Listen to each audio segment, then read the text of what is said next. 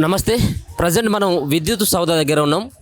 ముఖ్యంగా ఇటీవల కాంగ్రెస్ పార్టీ తీసుకొచ్చినటువంటి గృహజ్యోతి పథకం తీసుకురావడం ద్వారా చాలామంది బిల్ కలెక్టర్లు దాదాపుగా రాష్ట్ర వ్యాప్తంగా ఉన్నటువంటి 600 నుంచి 650 మంది బిల్ కలెక్టర్లు రోడ్డున పడ్డామంటూ వాళ్ళందరూ కూడా ఈరోజు కరెంట్ ఆఫీస్ని విద్యుత్ సౌదాని హైదరాబాద్లో ఉన్నటువంటి విద్యుత్ సౌదానికి ముట్టడివ్వడం జరిగింది. దాంట్లో భాగంగా వాళ్ళను ఆదుకోవాలి, రోడ్డున పట్టినటువంటి కుటుంబాలకి ప్రభుత్వం భరోసా కల్పించాలన్నటువంటి వాళ్ళ యొక్క వాదన వినిపిస్తాను. చాలామంది కూడా ఇక్కడ మహిళలతో పాటు చాలామంది పురుషులు కూడా గత కొన్ని ఏళ్ళుగా వాళ్ళు పనిచేస్తూ ఉన్నారు. ఇదే సంబంధించినటువంటి బిల్ కలెక్టర్గా పనిచేస్తున్నటువంటి దశలో ఇప్పుడున్నటువంటి రాష్ట్ర ప్రభుత్వం ముఖ్యంగా కాంగ్రెస్ పార్టీ తీసుకొచ్చినటువంటి గృహజ్యోతి పథకం ద్వారా వాళ్ళకి ఉపాధి కోల్పోయామన్నటువంటి భావనను వ్యక్తపరుస్తారు. చాలామందితో ఒకసారి మాట్లాడించేటువంటి ప్రయత్నం చేద్దాం. సార్, ఏంటి ప్రధానమైనటువంటి డిమాండ్ ఏంటిది? అంటే దీని ద్వారా మీకు ఎలాంటి నష్టం, అంటే గృహజ్యోతిని తీసుకురావడం ద్వారా బిల్ కలెక్టర్లు రోడ్డు పడేటువంటి పరిస్థితి ఎందుకు వచ్చింది? నా పేరు Eswararao, Telangana united electricity employees union రాష్ట్ర అధ్యక్షుడిని. వీళ్ళ రాష్ట్రం మొత్తానికి 650 మంది బిల్లు కలెక్టర్లు ఉన్నారు.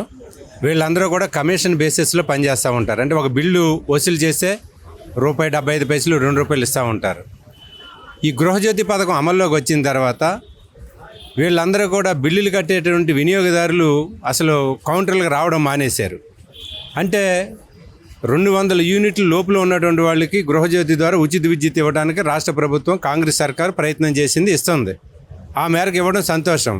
కానీ అట్ ద సేమ్ టైము దీని ద్వారా ఉపాధి కోల్పోతున్నటువంటి ఉద్యోగులకి ఆల్టర్నేటివ్ చూపించాల్సినటువంటి బాధ్యత ఈ రాష్ట్ర ప్రభుత్వానికి ఉంది, ట్రాన్స్కో యాజమాన్యానికి కూడా ఉంది.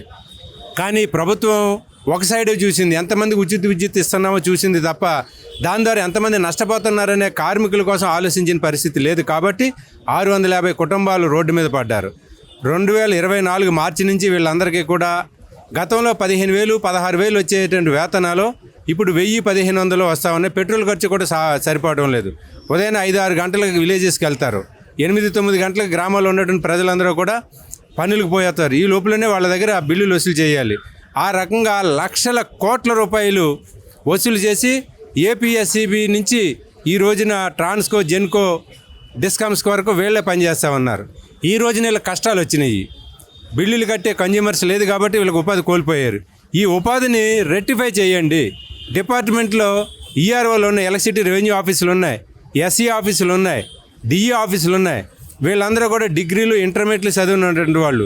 అవసరం ఉన్నప్పుడు కౌంటర్లో కూర్చోబెట్టి డబ్బులు వసూలు చేయించండి.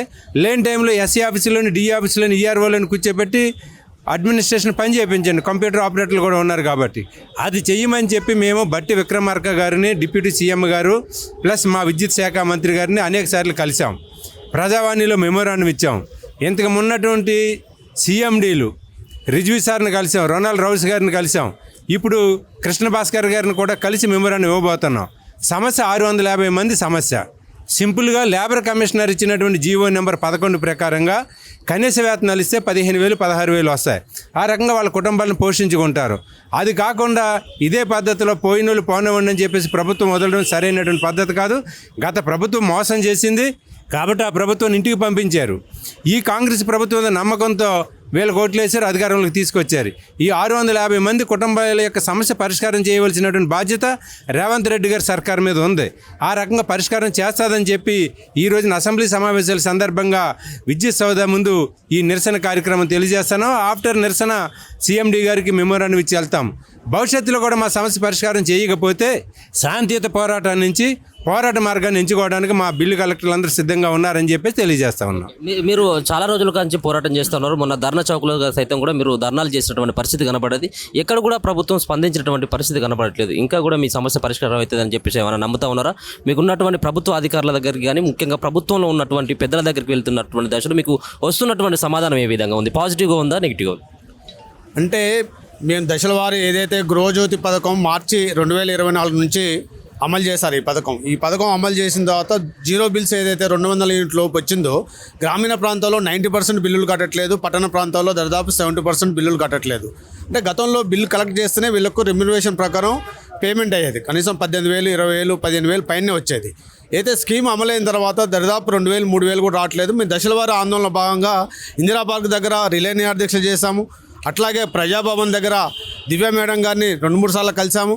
అట్లాగే రొనాల్డ్ రోజ్ సార్ని కూడా ఇదే ట్రాన్స్కో సీఎంగా ఉన్నప్పుడు దివ్య మేడం గారు అక్కడ పిలిపిస్తే ఆ సార్ చెప్పింది ఏంటంటే గృహజ్యోతి స్కీమ్ రాకముందు మీకు ఎంత వేతనం వచ్చింది, గృహజ్యోతి స్కీమ్ వచ్చిన తర్వాత రెమ్యునరేషన్ పరంగా మీకు ఎంత వేతనం తగ్గింది, ఆ బ్యాలెన్స్ వేరియేషన్ చేసేసి మీకు న్యాయం చేస్తా అని చెప్పేసి ఆ ట్రాన్స్కో సీఎండీ గారు హామీ ఇవ్వడం జరిగింది. కానీ ఆ ట్రాన్స్కో సీఎండీ గారు మళ్ళీ మారిపోవడం జరిగింది. ఇక 3 సీఎండీలు మారారు. మనం వచ్చిన ఈ 10 నెలల కాలంలో తెలంగాణ కాంగ్రెస్ ప్రభుత్వం వచ్చిన తర్వాత ట్రాన్స్కోలో 3 సీఎండీలు మారారు. ఒక సీఎండీ న్యాయం చేస్తా అంటే ఇంకో సీఎండీ మారుతున్నారు. అంటే సమస్య సీఎండీలు మారడం వల్ల కూడా జటిలం అవుతుంది మా సమస్య. మేము ఆల్రెడీ బట్టి విక్రమార్క గారిని కలిసాం, విద్యుత్ శాఖ మంత్రి గారు ఖమ్మంలో కలిసాం, ప్రజాభవన్లో కలిసాం, క్యాంపులో పోయినప్పుడు కూడా మిగతా జిల్లాలో కూడా కలిసారు. అతను కూడా ఎంతసేపటికి మీ చిన్న సమస్య న్యాయం చేస్తూ ఉంటున్నారు తప్ప ఎక్కడ కూడా న్యాయం చేసినట్టు కనపడట్లేదు. రోజుకి ఏమవుతుందంటే కుటుంబాలు 10 నెలల సంది ఆర్థిక ఇబ్బందులు పడుతున్నారు. కుటుంబ పోషణ కష్టం అవుతుంది. ఏదో 18,000 వస్తే ఏదో బతికేవాలి. 3,000 4,000 తోటి కుటుంబ పోషణ చేయాలంటే ఏ విధంగా చేస్తారు? ప్రభుత్వం ఆలోచించుకోవాలి. ట్రాన్స్కో సీఎండీ కూడా ఆలోచించాల్సిన అవసరం ఉంది. ఇవాళ వీళ్ళ వాదన ఎలా ఉందంటే, ట్రాన్స్కో సీఎండీ కానీ అధికారుల వాదన ఎలా ఉందంటే, 25 సంవత్సరాలు 30 సంవత్సరాల నుంచి ఎలక్ట్రిసిటీ బోర్డులో ఈ బిల్ కలెక్టర్లు ఊరూరు తిరిగి గ్రామాలు తిరిగి కొన్ని కోట్ల రూపాయలు కలెక్షన్ చేస్తున్నాయి. ఇలా వ్యవస్థ నిలబడ్డది. ఇవాళ గృహజ్యోతి స్కీమ్ వచ్చిన తర్వాత అసలు బిల్లు కట్టే లేరు మీరెందుకు, లేకపోతే ఆన్లైన్లో పేమెంట్ చేస్తున్నారుగా పట్టణ ప్రాంతాలు మీకెందుకంటే 25-30 సంవత్సరాల తర్వాత ఒక సంస్థలో పనిచేసిన వ్యక్తి ఇలా 45 నుంచి 50 సంవత్సరాలు వచ్చిన తర్వాత ఇలా బయటకు వెళ్ళమంటే ఏం పని చేసుకొని పోతాడు? ఏ కిరాణా షాప్లో పనిచేసిన గుమస్తా కూడా ఎవరు ఇవ్వరు. అంటే దయచేసి ఏంటంటే ఇన్ని సంవత్సరాలు సర్వీస్ చేశారు చేపటికి, ట్రాన్స్కోకి ఈ డిపార్ట్మెంట్ సర్వీస్ చేశారు చేపటికి, ఆ రోజు స్లాబ్ సిస్టమ్ ఉన్న దగ్గర నుంచి చేశారు చేపటికి, ఇలా ఆన్లైన్ సిస్టమ్ వచ్చిన దానికి వద్దంటున్నారు, ఇలా మీ పథకం పెట్టిన చేయడానికి అవసరం లేదంటున్నారు. దీని కాకుండా సర్వీస్ని పరిగణన తీసుకొని ఖచ్చితంగా వీళ్ళకి న్యాయం చేయాలి. ఇలాక మా ఈశ్వరరావు గారు చెప్పినట్టు, మా రాష్ట్ర అధ్యక్షులు చెప్పినట్టు డిఏ ఆఫీసుల ఎస్సీ ఆఫీసులలో ఈఆర్ఓ వల్ల స్టాప్ లేరు. దాదాపు రిక్రూట్మెంట్ లేదు. 12 సంవత్సరాల నుంచి జూనియర్ అసిస్టెంట్ పోస్టులు రిక్రూట్మెంట్ లేవు. ఇదంతా పీజీలు డిగ్రీలు చేస్తున్నారు. అందరూ కూడా డ్రాఫ్టింగ్లు వస్తాయి, కంప్యూటర్లు వస్తాయి. మేమనేది ఏంటంటే చాలా పోస్టులు ఖాళీగా ఉన్నాయి.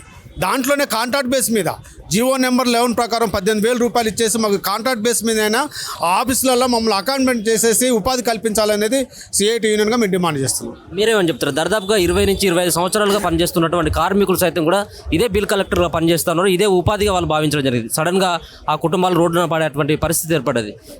మీరు దీన్ని ఏ విధంగా? గత 30 సంవత్సరాలు ఖమ్మం జిల్లాలో పనిచేస్తున్నాను. 30 సంవత్సరాలు అయింది. అప్పుడు పీసీఐటి కార్యక్రమాలు చేస్తున్నాం. కానీ గత ప్రభుత్వంలో ఉన్నప్పుడు ఒక్కొక్క పీసీఐకి బిల్ కలెక్టర్ అందరికీ 18 నుంచి 20,000 వచ్చే జీతం వచ్చేది. 18 నుంచి 20,000 జీతం వచ్చేది. అప్పుడు ప్రభుత్వంలో 2018లో కేసీఆర్ గారు ప్రగతి భవన్లో మీకు అందరికీ రెగ్యులర్ చేస్తాను, కనీసం తెలుస్తానని చెప్పి హామీ ఇచ్చాడు ప్రగతి భవన్ సాక్షిగా. ఆ తర్వాత గవర్నమెంట్ పోయింది, అయిపోయింది. అయితే మేమనుకుంటామంటే ఈ ప్రభుత్వం గృహజ్యోతి పెట్టింది, మేము దానికి విరుద్ధం కాదు.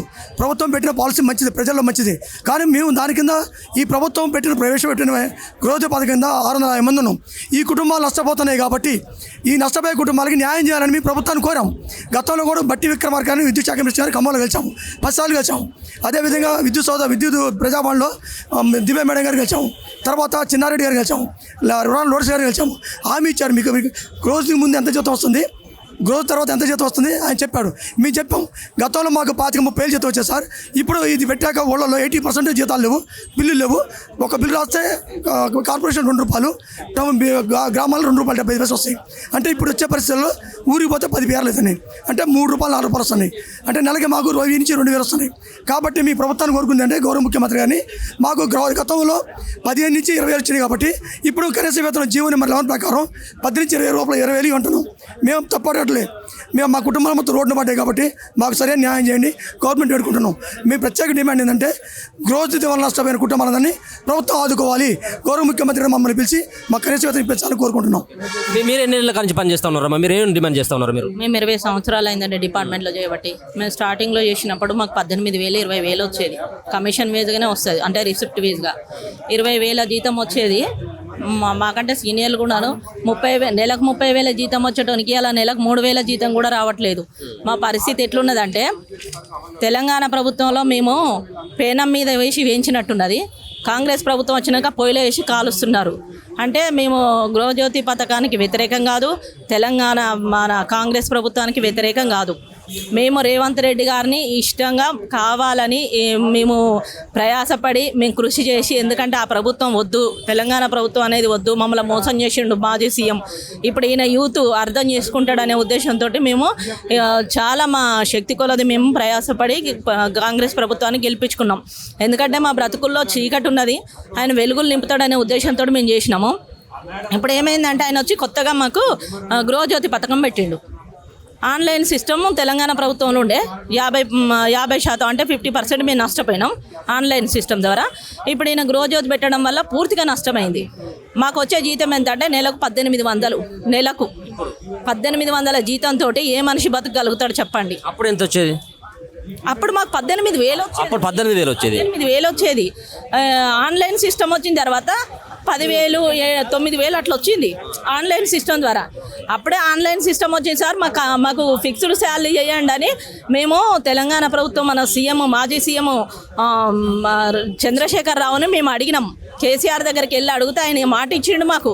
ఎక్కడ ప్రగతి భవన్లో మాట ఇచ్చిండు, వీళ్ళకి చేయండి, వీళ్ళు తిప్పిదిత్త 1000 మంది లేరు, వీళ్ళకి చేయొద్దాం, న్యాయం చేద్దాం, దేవుడు ఉన్నాడు, వాళ్ళ కడుపులు కాల్చొద్దు, వాళ్ళకి చేయొద్దు అని మంచి మంచి మాటలు చెప్పి చేసిండు. కానీ అప్పుడు సీఎండి ఉన్నాడు కదా ఆయన ప్రభాకర్ రావు, వాడు మమ్మల్ని దగ్గర రానియలేదు. సీఎం చెప్పినా కూడా ఆయన మాట వినలేదు. సరే వాళ్ళది లోపల ఏం జరిగిందో మాకు తెలియదు. ఇక మేము అన్యాయం అయిపోయినాం. 18,000 జీతం నుంచి 9,000కి వచ్చింది సార్. ఇప్పుడు 9,000 నుంచి 18,100కి వచ్చింది మాది. ఈ 18,100 తోటి మేము 10 నెలలు అవుతాం సార్. అంటే మార్చి నుంచి అమల్లోకి వచ్చింది. మార్చి అంటే ఇప్పుడు 10 నెలల నుంచి మేము అప్పులు చేసుకొని బతుకుతున్నాం. మా పిల్లలు చదువులు, స్కూల్ ఫీజులు, ఇండ్ల రెంట్లు అన్నీ మేము ఇక అయిపోతుంది కావచ్చు, ఇక నెల ఎత్తరు కావచ్చు అని మేము ప్రతిరోజు మా దగ్గర ఉన్న ఎమ్మెల్యేలను కలిసినాం, ఎంపీలను కలిసినాం. ప్రగతి భవన్కి 4 సార్లు పోయినాం. డిప్యూటీ సీఎంని 3 సార్లు కలిసినాం మేము. అయినా ఇప్పటి వరకు మేము మెమోరాండాలు ఇవ్వడము, మేము రిప్రజెంటేషన్లు ఇవ్వడము, అవి తీసుకుపోయి చెత్త బుట్టలు ఎత్తాలో మాకు తెలియదు సార్. ఇప్పటి వరకు అయితే మాకు న్యాయం జరగలేదు. 10 నెలలు గడిచిపోయింది, ఇంకో 2 నెలలు అయితే సంవత్సరం కూడా అయిపోతుంది. మరి మేము ఎట్లా బ్రతకాలి? మేము ఒకటే అడుగుతున్నాం. మేము డిమాండ్ చేసేది ఏంటంటే మమ్మల్ని ఏదో నెలకు 50,000, ₹1,00,000 జీతం ఇవ్వని మేము అడగట్లేదు. మా కష్టానికి తగ్గ ఫలితము. ఈ రోజుల్లో ఒక సామాన్య మానవుడు ఈ రోజుల్లో ఉన్న ఖర్చులను బట్టి ఎంత జీతం అయితే బ్రతకగలుగుతాడు? స్కూల్ ఫీజులు, ఇండ్ల రెంట్లో, పిల్లలను చదివించడు, ఇవి దీనికి తగ్గట్టుగా మాకు ఇవ్వాలి. అదొక్కటే మేము కోరుకుంటున్నాం. రేవంత్ రెడ్డిని మరీ మేము ఆ ప్రభుత్వాన్ని డిమాండ్ చేసేది, మనవి చేసేది ఇంతే అండి. ఓకే. మీరు ఎన్ని నెలల కానీ పని చేస్తూ ఉన్నారమ్మా? 3 సార్ మేము పని చేయబట్టి వనస్థలిపురం 21 సంవత్సరం అవుతుంది సార్ మీ డిపార్ట్మెంట్ ఇక్కడ పని చేయబట్టి. మాకు కనీస వేతనాలు అప్పుడు కాంట్రాక్ట్ బేసిక్లో జాయిన్ అయినాం మేము. అప్పుడు శాలరీ 15,000 పైనే వచ్చేది. తర్వాత మహిళా మండలి ఏజెన్సీ అని వచ్చింది. ఏజెన్సీ వచ్చిన తర్వాత కమిషన్ బేసిక్ అయిపోయింది. మధ్యవర్తులు, దళారుల వల్ల మాకు శాలరీ 10,000 తగ్గిపోయింది. ఆన్లైన్ సిస్టమ్ వచ్చినాక 50% తగ్గింది. ఇప్పుడు గృహజ్యోతి పథకం వచ్చినాక 0. ఇప్పుడు 2,900 వచ్చింది మొన్న మా శాలరీ లాస్ట్ మంత్. అది కూడా 4 మంత్స్కి ఒకసారి ఇస్తారు సార్. రెగ్యులర్గా కూడా శాలరీస్ ఇవ్వరు మాకు. అంటే మరి మిమ్మల్ని ఏ డిపార్ట్మెంట్లో మిమ్మల్ని ఇంక్లూడ్ చేసినట్టు అయితే మీకు సరైనటువంటి న్యాయం జరుగుతుంది? ఎందుకంటే కొంతమంది అంటే గుర్తించాలనే మా ఒక కోరిక సార్. ఆర్టీజన్గా గుర్తిస్తే మాకు సరైన న్యాయం జరుగుతుంది. కనీస వేతనం అన్నా మాకు కావాలి. పిల్లల భవిష్యత్తు కోసమైనా మేము ఈ 3,000కి ఎవరైనా చేస్తారా సార్? ఈ రోజుల్లో అసలు చేస్తుంటే రోడ్లు ఊడ్చే వాళ్ళకు కూడా కనీస వేతనం అనేది ఉంది. మేము 21 సంవత్సరం ఈ డిపార్ట్మెంట్లో చేయబట్టి మా లైఫ్ మొత్తం ఇక్కడే అయిపోయింది. వేరే ఎక్కడ వెళ్ళి జాబ్ చూసుకోవడానికి కూడా లేదు. రోడ్న వరే పరిస్థితి వచ్చింది. కాబట్టి మాకు కనీస వేతనం ఇస్తూ ఆర్టీజన్గా గుర్తించాలని మనవి చేసుకుంటున్నాం సార్. మీరేమని చెప్తారమ్మా? మీరే నెలల నుంచి పని చేస్తూ ఉన్నారు? నాకు 18 సంవత్సరాల నుంచి నేను పనిచేస్తున్నా. ఇప్పుడు డిపార్ట్మెంట్లో 36 సంవత్సరాల నుంచి నేను పనిచేస్తున్నా. ఇంతవరకు మాకు బిల్ కలెక్టర్గానే చేస్తున్నాము. ఏపీఎస్సీబీ నుంచి నేను పనిచేస్తున్నాను. ఇంతవరకు మాకు ఎటువంటి న్యాయం జరగలేదు. ఒక పండుగ లేదు, పబ్బం లేదు, హాలిడే లేదు. ప్రతిరోజు మాకు వర్కింగ్ డేనే. అట్లా పెట్టి చాకిరి చేయించుకొని సంస్థ నమ్ముకొని పని చేసి నేను హార్ట్ పేషెంట్నైనా కానీ మాకు డిపార్ట్మెంట్ కానీ ఎవరు కానీ ఎటువంటి ఆదుకోలేదు. చనిపోయారు మా డిపార్ట్మెంట్ ఇంట్లో మాతో పనిచేసిన వాళ్ళు కూడా. మేము ఏమి ఎక్కువ అడుగుతలేము. మా కనీస వేతనం ఇచ్చి ఆదుకోవాలని మేము కోరుకుంటున్నాం. చాలా మంది కూడా ఉపాధి కోల్పోయినటువంటి వాళ్ళు కూడా ఇక్కడ రావడం జరిగింది. మీరేమని చెప్తారమ్మా? ఎన్ని ఏళ్ళ నుంచి పని చేస్తూ ఉన్నారు మీరు? మీకు ఎట్లాంటి న్యాయం చేస్తే బాగుంటుంది ప్రభుత్వం అని మీరు కోరుకుంటారు? మా అందరిది ఒకటే మాట అండి, కనీస వేతనం ఇప్పించాలి. ఇప్పుడు మేము గత 10 సంవత్సరాల నుంచి ఇందులో చేస్తున్నాము. ఇన్ని రోజుల నుంచి చేసినా కానీ మాకు ఎలాంటి రెస్పాన్స్ లేదు. చేసి ఓపిక నశించిపోతుంది. ఓపిక నశించిపోయి ఇక్కడ వరకు వచ్చినాం. ఇక మీద మమ్మల్ని గుర్తించైనా మమ్మల్ని ఆదుకోవాలని ఒకటే కోరుకుంటున్నాం ప్రభుత్వాన్ని. కనీస వేతనం ఇప్పించండి. మేము అంతగా ఇప్పుడు ఇదేంటి మన 5 పథకాలు పెట్టిన దాంట్లో బస్సు పథకం పెట్టిండ్రు, గృహజ్యోతి పథకాలు పెట్టిరు. ఇవన్నీ పథకాలు పెట్టిన దాంట్లో ప్రభుత్వానికి ఏ నష్టం కాలేదు. మేము ఉన్నది 650 మందిమే. మాది ఎంత చిన్న మాకు ఇచ్చేది ఒక 10-15 వేలు అంతే కోరుకుంటున్నాం, అంతకు మించి ఎక్కువ కోరుకుంటలేము. అంత ఇప్పించగలరని ఎక్కడి నుంచి వచ్చిన ఎన్ని ఏళ్ళ నుంచి మీరు పనిచేస్తూ ఉన్నారు? ఇప్పుడు మీరు ఏం ప్రభుత్వం డిమాండ్ చేస్తారు? మేము 15 సంవత్సరాల నుంచి పనిచేస్తున్నాం. మాది బోనకల్ మండలం, ఖమ్మం జిల్లా, బట్టిగారి నియోజకవర్గం. ఈరోజు అంటే 5G వచ్చింది మనకి. 5G లేని జనరేషన్లో కూడా మేము కలెక్షన్కి వెళ్ళినాం. జస్ట్ ఒక 15-20 ఇయర్స్ నుంచి కూడా mobile phones, Android phones, Google pay, PhonePe అని యూజ్ చేస్తున్నారు. అదివరకు మనకి టెక్నాలజీ లేని సమయంలో కూడా బండ్ల మీద, సైకిళ్ళ మీద పోయి కలెక్షన్ చేసుకొని వచ్చారు. వాగులు వచ్చినా, వరదలు వచ్చినా కానీ లెక్క చేయకుండా పోయి కలెక్షన్ చేసుకొని వచ్చారు. ఈఆర్ఓ ఆఫీసులలో కలెక్షన్ వచ్చింది, డిపార్ట్మెంట్ కలెక్షన్ వచ్చింది, మంచిగా ఉంది. ప్రజెంట్ మా బతుకులు ఈ గృహజ్యోతి పథకం వల్ల రోడ్డును పడ్డాయి. దీన్ని కూడా ప్రభుత్వం ఆలోచించి మాకు ఏదో ఒకటి న్యాయం చేయాలని, ఆర్టిజన్లుగా గుర్తించాలని చెప్పేసి మేము పోరాడుతున్నాం. గృహజ్యోతి అమలు దగ్గర నుంచి ఒకప్పుడు 15-20 వేలు వచ్చేది మా శాలరీ. ప్రజెంట్ వచ్చేసి నెలకు వచ్చేసి 2,000-1,500 ఆ రేంజ్లో వస్తున్నాయి. మేము ఎలా బతకాలి? మా పిల్లల భవిష్యత్తు ఏంది? మా పరిస్థితి ఏంది? మేము ఇంట్లో పోతే మా పిల్లలు మమ్మల్ని గోల చేస్తున్నారు పరిస్థితి. ఏదైనా కూలి పనికి పోండి, దీన్ని వదిలిపెట్టి ఈ పని చేయకాకండి. మీరు పోయే పనికి ఏం ఛార్జీల మందం కూడా రావట్లేదు. మీరు అసలు ఎందుకు బతుకుతున్నారని చెప్పేసి మా పిల్లలు ఇబ్బంది పెడుతున్నారు. పరిస్థితి మమ్మల్ని ఎట్టయినా గవర్నమెంట్ గుర్తుంచుకొని బట్టి గారిని ఇప్పటికీ 5-6 సార్లు కలిసి చూద్దాం అంటున్నారులే కానీ నెల గడిచిపోతున్నాయి. మాకేం ఎండిపోతుంది. మా పరిస్థితి చాలా దారుణంగా ఉంది. ఇప్పటికైనా గవర్నమెంట్ గుర్తించి బిల్ కలెక్టర్లను ఆదుకోవాల్సిందిగా కోరుచున్నాం. మీరు ఎన్నేళ్ళుగా పనిచేస్తున్నారు? మీరు ప్రభుత్వాన్ని ఏం డిమాండ్ చేయదలుచుకున్నారు? మీరు గతంలో కూడా ధర్నాలు చేయడం జరిగింది, రాస్తా రోకోలు చేయడం జరిగింది, వినతి పత్రాలు కూడా ఇవ్వడం జరిగింది. ఇప్పుడు ఏ విధమైనటువంటి స్పందన కోసం వెయిట్ చేస్తూ ఉన్నారు? సార్ 16 సంవత్సరాల నుంచి చేస్తున్నా సార్. నేను 16 సంవత్సరాలు. మా కొలీగ్స్ అయితే 20-25-30 సంవత్సరాల నుంచి చేసిన వాళ్ళు ఉన్నారు. కొందరు చనిపోయిన వాళ్ళు కూడా ఉన్నారు కదా సార్. కొట్లాడుతూనే ఉన్నాము, పేపర్లు ఇస్తూనే ఉన్నాము. కనీసం అసలు ఇంత కూడా రెస్పాన్సే లేదు సార్. మున్సిపాలిటీ వాళ్ళకి వీళ్ళకి ఏదో ఒకటి కల్పిస్తున్నారు. మాకు కూడా ఏదైనా కల్పించండి. ఇప్పుడు గృహజ్యోతి వచ్చింది, ఒకరికి ఉపాధి కల్పించినప్పుడు ఇంకొకరు ఉపాధి కోల్పోగొడతారా? మాకు కూడా ఏదైనా కల్పించాలి కదా సార్. మాకు కూడా ఏదైనా చూపించాలి కదా, ఆధారం చూపించాలి కదా. మరీ వదిలేస్తే కనీసం ముందట ఏదైనా మాట్లాడడానికైనా ఎవరైనా మాట్లాడడానికి ఎవ్వరు మాట్లాడట్లేదు. అసలు మేము ఎన్నిసార్లు ఇచ్చినా కూడా ఇంత రెస్పాన్స్ లేదు. ఇక్కడ ఎన్నిసార్లు వచ్చాము సార్, ఎన్నోసార్లు ధర్నా చేశాము. సిఎండి గారికి ఇచ్చాము, చాలా మందికి ఇచ్చాము. ఈ సిఎండి పోయిండు, ఇంకో సిఎండి వచ్చిండు. ప్రగతి భవన్ లో ఇంకో మేడం కూడా ఇచ్చాము, దివ్య మేడం కూడా ఇచ్చాము. కనీసం ఒక్కసారి కూడా ఏమీ రెస్పాన్సే లేదు. మేము మనుషులమే కదా సార్, మాకు పిల్లలు ఉన్నారు. కాదు సార్, ఇప్పుడు గృహజ్యోతి అన్నప్పుడు ఒకరిని ఆదుకోవడానికి అని ఇచ్చారు కదా సార్, మరి మమ్మల్ని కూడా ఆదుకోవాలి కదా సార్. మాకు కూడా ఏదో ఒకటి కల్పించాలి కదా, అవునా కదా? మేమేమైనా వేరేమి అడగట్లేదే.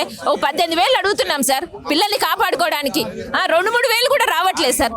టైంకి మాత్రం రావాలి. 2-3 వేలు రాంది 9:30కి రావాలి, 5 గంటల దాకా ఉండాలి సార్. 5 ఒక్కోసారి క్యాష్ లెక్క అయితే 7 అవుతుంది, 8 అవుతుంది సార్ ఒక్కొక్కసారి.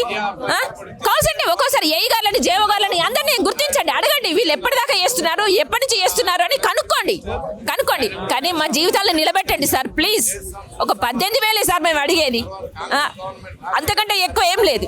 మీరు ఏ డిపార్ట్మెంట్లో మిమ్మల్ని ఇంక్లూడ్ చేస్తే మీకు న్యాయం జరుగుతుంది అనుకుంటాం సార్? అర్థం కాలేదు మీరు అన్నది. మీరు వేరే సంబంధించినటువంటి అంటే కొంతమంది ఏమో చదువుకున్నటువంటి వాళ్ళు, కొంతమంది ఏమో 10th లోపు ఉన్నటువంటి వాళ్ళు కూడా ఉన్నారు కదా. అంటే వాళ్ళకి ఏ విధంగా మీకు శాలరీ డిక్లేర్ చేయాలనుకుంటా ఉన్నారు? సార్ ఎవరైనా పనులు చేసిన వాళ్ళమే, అందులో సీనియారిటీ ఉన్న వాళ్ళమే 18,000 నుంచి ఇవ్వాల్సిందే సార్. ఎవరమైనా కూడా ఇప్పుడు బయటికి పోయి వేరే చేయలేం. మేము ఈ ఏజ్లో మేము వేరే దగ్గర ఏడ చేయగలుగుతాం సార్? చేయలేము. మమ్మల్ని ఏదో ఎట్లన్నా కానీ మాకు 18,000 ఇవ్వండి సార్. ఆ పనే కాదు, వేరే పనైనా చెప్పండి. ఆఫీసులలో ఎన్నో ఉన్నాయి. ఎస్సీ ఆఫీస్ ఉంది, ఈఆర్ఓ ఉంది, అన్నీ ఉన్నాయి. డి ఆఫీస్ ఉంది, ఏడి ఆఫీస్ ఉంది. అన్నిట్లలో ఉపయోగించుకోండి కావాల్స్తే. కానీ మాకు మాత్రం పని కల్పించండి సార్ ప్లీజ్. 6 నెలలు అవుతుంది సార్ జీతాలు రాక, 6 months అవుతుంది, 10 నెలలు అవుతుంది ఒక్కొక్కసారి జీతాలు రాక. 2,000 కూడా రావట్లేదు సార్. 2-3 వేలు అవి కూడా సరిగ్గా రావట్లేదు. ఇప్పుడు ఏంటి, మార్చి నుంచి రావట్లేదు సార్ మాకు జీతాలు. మార్చి అయింది. ఏంటంటే ఏదన్నా ఒకటి ఉపాధి కల్పిస్తారు కదా అని ఆశతోటి చేస్తున్నాం సార్. సార్ ప్లీజ్ సార్, యజమాన్యాన్ని మేము కోపడట్లేదు, కానీ మాకు కూడా ఏదైనా ఉపాధి కల్పించండి. గత 20 సంవత్సరాల నుంచి పనిచేస్తుందండి. 2005లో జాయిన్ అయినా. అప్పుడు నా శాలరీ 15,000, 16,000 వచ్చేది. ఇప్పుడు కనీసం 2-3 వేలు కూడా రావట్లేదు. మా కుటుంబాలు ఇప్పుడు రోడ్డును పడే పరిస్థితి వచ్చింది. మా కనీస వేతన అమలు చేయండి. ముఖ్యమంత్రి రేవంత్ రెడ్డి గారిని కనీస వేతనం అమలు చేయాలని కోరుకుంటున్నాను. ఓకే, మీరు ప్రజాప్రతినిధులను కూడా చాలా సందర్భాల్లో కలిసినట్టుగా ఉంది, ధర్నాలు కూడా చేయడం జరిగింది కదా, ఎట్లనే స్పందన రావడం జరిగింది? ఏం లేదు, ఇంతవరకు మమ్మల్ని ఎవరికి పిలవలేదు, ఏమి అప్రోచ్ కాలేదు. కనీస వేతనం అమలు చేయమని కోరుకుంటున్నాను. ఓకే, మరి ఇప్పటికే మీరు 10 నెలల కాడి నుంచి మీరు ఈ విధంగానే కేవలం 2,000 3,000 సంబంధించినటువంటి జీతం ఇప్పుడు మాకు ఇప్పటివరకు రాలే, 10 months జీతాలు కూడా లేవు. ఇప్పుడు మాకు కుటుంబ పరిస్థితి ఏంటి? కూడా లేవు. కుటుంబ పరిస్థితి ఏంటి? పిల్లలకు సంబంధించిన స్కూల్ ఏంటి? మాకు ఇకనైనా సంస్థలో న్యాయం జరుగుతుందని ఇన్ని రోజుల నుంచి వెయిట్ చేస్తున్నాం, 10 నెలల నుంచి. గవర్నమెంట్ మమ్మల్ని ఆదుకోవాలని కోరుకుంటున్నాం. ఓకే, మీరేమని చెప్తారు? అదే మేము కూడా తండ్రి 10 సంవత్సరాలు చేస్తున్నాము. ఈ గృహజ్యోతి వల్ల కనీస అవి బిల్స్ కూడా రావట్లేదు, చాలా ప్రాబ్లం అవుతుంది. ఫ్యామిలీలు పోసుకోవడానికి కూడా మనకి రెంట్లు కట్టుకోవాలి, ఓన్ హౌస్ కూడా లేదు. కనీస వేతనాలన్నా కనీసం ప్రభుత్వం ద్వారా ఇవ్వాలి. పోయిన సంవత్సరం అయితే కనీసం తెలంగాణ వాళ్ళు చేయలేరు, వాళ్ళు కేసీఆర్ వాళ్ళు. కనీసం రేవంత్ రెడ్డి గారు అనే చేయాలని మేము స్పందిస్తున్నాం.